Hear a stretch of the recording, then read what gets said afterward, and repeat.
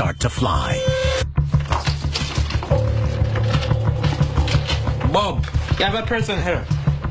I would say there were a lot of stories going around, including one that the CIA had given him a pair of boots. All right, I'll try it though.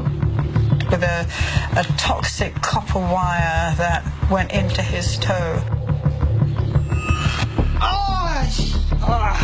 Some believe it was this toxic copper wire that infected Bob's toe with cancer.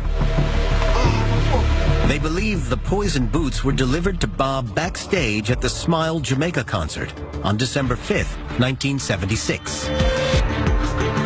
Jamaica was very close to Cuba. Cuba was very communist-led at that time.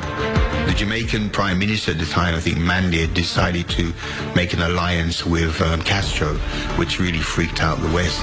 There have been many reported attempts by the CIA to assassinate Cuban President Fidel Castro. So had they also turned their attention to the revolutionary singer? Did the CIA kill Bob Marley with a toxic copper wire? Dr. Michael Hunter is investigating the death of reggae superstar Bob Marley. Bob died of cancer after 8 months of treatment. But some associates and fans believe in a conspiracy theory that he was assassinated by the CIA using a poisoned soccer shoe. I do know that he was of that importance. He was a very, very influential, powerful man who basically gave a lot of people in the world a sense of freedom. Sometimes the powers that be are terrified of that.